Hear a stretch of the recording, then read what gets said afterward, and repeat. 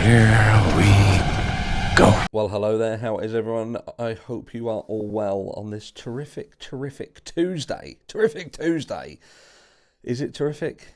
Well, let's hope so. Let's hope so. You're looking absolutely amazing, by the way, and I know why you're here. I know why a lot of you are here. Because of the TMZ release that was, yeah.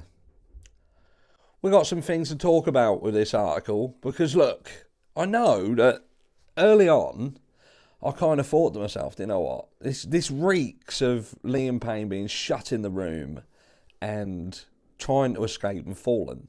Now, that makes the most logical sense, doesn't it? That's what happens. But there is a downside here, because that's not how this story was originally pushed. It's not how it was originally pushed. So that then becomes problematic, because this has had more changes than tyres during a Grand Prix. 1 minute we're saying that this was self-inflicted. The next minute we're saying that it was an accident. 1 minute we're saying that there's people saying that he was fine in the lobby. The next minute we've got people saying that he was fucking kicking off. So what is the truth? What is the truth of all of this? What actually happened?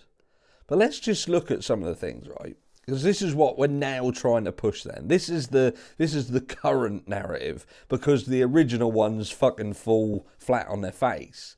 This seemingly originally trying to push that he had taken this abundance of stuff and went wild, but then so many people were like, hold on a second, that don't sit right. So all of a sudden you then have a second toxicology report come out that then contradicts that, and we're saying, yeah, don't listen to that one, this is now it. That then downplays massively the amount that was in his system, and then that leads you to think, well, hold on a second, because the amount that he seemingly had in his system doesn't seem to be conducive of what we saw him decline into. It doesn't, they don't seem to marry up. But what I am seeing a lot of people in the comments who are saying, look, no adult needs to be babysat and, you know, live by the sword, die by the sword sort of thing. And I think that's the problem here. The problem is this narrative is working because it feeds into that, yes, this kind of makes the most sense. Like I say, I very heavily laid into that originally because I thought, well, that kind of seems to be what makes sense here. Now, there's a lot of things wrong with that, a huge amount wrong with that, which we're going to touch on, but I think that what we're now seeing is the attempt by mainstream media, legacy media, and the people in control to feed into that more probable narrative, the thing that they feel is now going to appease people the most. But this is where I have a problem, right? Because we're told that there was footage. That's what we're told. We was told that there was a video that seemingly suggested that Liam passed out and then fell off the balcony. That's what we're being told. But that doesn't really make sense, because if there was a video of him on the balcony, then first of all, this bag that they're now claiming that they found 2 days later or whatever it was, well, they'd have saw that. They would have absolutely seen, as soon as they saw that footage, they would have seen what happened, that bag was there. Now, we don't know 100% whether it was that camera that led them to the bag, but it doesn't seem to be. But they would have certainly seen exactly what was going on. So if they had this footage that absolutely 100% depicted the situation, then why isn't that the original story that came out? Like, tragic accident as Liam Payne tries to leave hotel.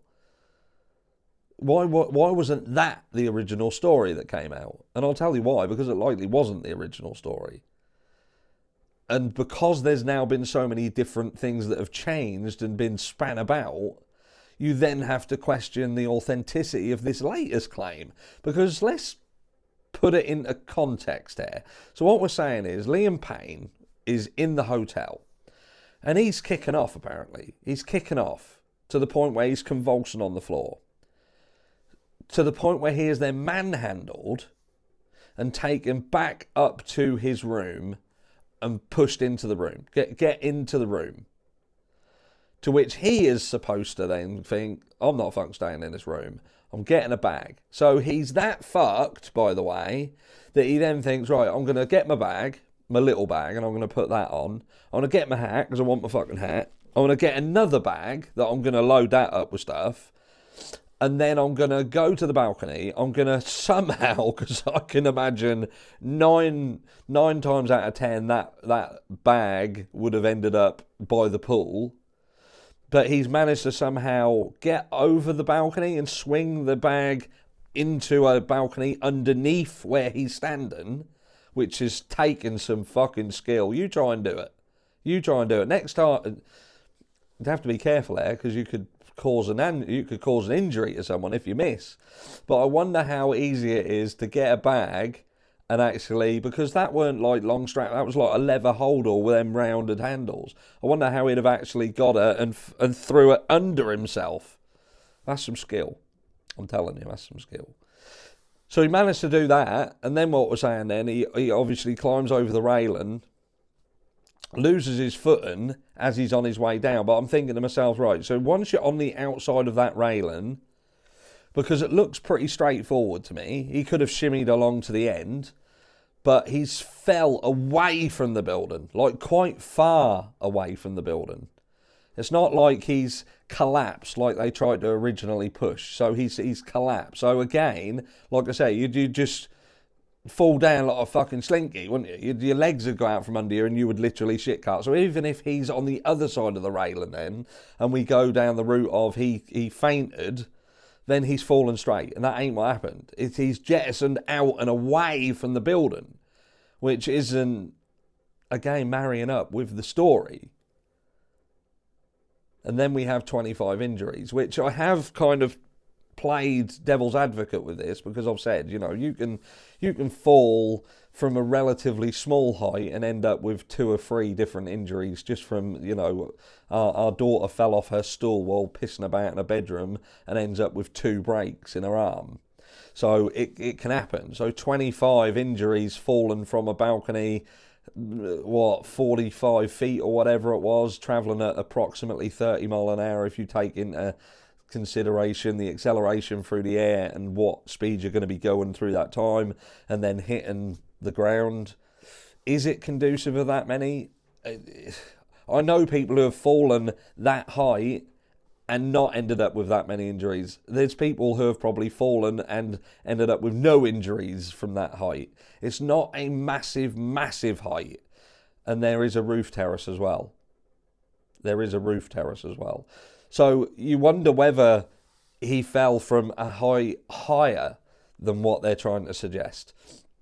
Because now I don't believe anything that the fucking hotel says. I'd want to know that video evidence absolutely exists, because we don't know what exists and what doesn't exist. We only know what we're being told in the media. So how much of that can we truly believe? I just don't get it anymore. I don't get, because there is a conscious effort to try and feed into different stories. It's like they're trialing something and seeing how it gets accepted. Let's try that out, because we know that he had a bit of a past on him. How's that fit? Then they realise that it don't fucking work and people are kicking off, and it's like, actually, we're going to try this one now. So they go with this story, and then that one don't bite. And then they realise that there's a lot of people who are saying, well, this just seems like he's been locked in the room. Seems like he's been locked in the room and tried to escape. Oh, all of a sudden, that story drops, because that story is going to be the one that appeases the most people and closes the book on this case. But I now ask this question, right? Because even if you want to say Liam's kicking off then, if you want to feed into that narrative that he was being a pain in the arse, no pun intended, right?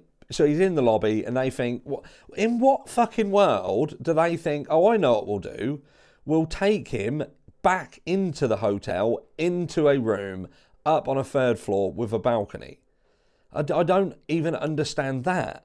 Why wouldn't they go into the room and stay there with him? If the hotel are actively calling for assistance, then why not stay in there with him? Why are you putting in a place of risk that you, by your own admissions, you are accepting that that's a risk, but you are doing nothing whatsoever to try and manage that risk? by just staying with him? Is there absolutely no other room that's free on the ground floor while you deal with this situation?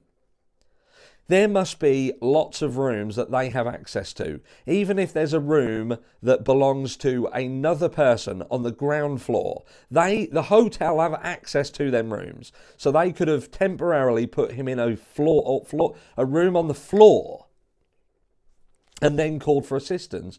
And again, I still have to ask, why is it that they only call for medical assistance and stipulate that they don't want law enforcement there? What is that all about? If that's accurate, that again doesn't make sense. Because if someone's being a pain in the arse and they're being aggressive and they're smashing shit up, then call the authorities, call police.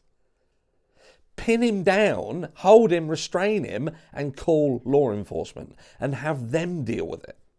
The whole how we got to the room situation, that entire situation doesn't make sense. It simply doesn't make sense. We're being told, like by Brian, for instance, I said I wasn't going to talk about this little twat, but this is just one little element that I want to touch. He talked about Liam being paranoid and putting stuff in the card reader of his room. Well, I don't fucking believe that, because Liam Payne didn't want to be in the room. They've apparently, the hotel have called Roger to explain the situation, and likely Roger's come to the hotel. So if Roger is a true friend to Liam, surely Roger's told them, don't fucking shut him in a room on his own, because he'll fuck off out the window. All of these things to me, it seems that the call happened after the fall. If we want to believe anything around this situation, then to me it seems that the call that was placed was because they didn't want law enforcement there, because they didn't want law enforcement to be investigating stuff before they had chance to intervene and tidy anything up that they needed to tidy. So this was a case of ringing 911, saying that you're accepting that there's somebody in the room and they're kicking off and there's a risk because there's a balcony, because you fucking know that he's likely already gone off the balcony then. You don't want law enforcement there for the aforementioned reasons, so it gives you time. It gives you time. But there's just so many fucking issues with this that just doesn't make sense. And it's a hard one. It's a hard one. I believe that there is a death here that is being covered up, but I don't understand, because there's so many moving parts, who is ultimately to blame here, because it seems that there's so many people that could have stopped it.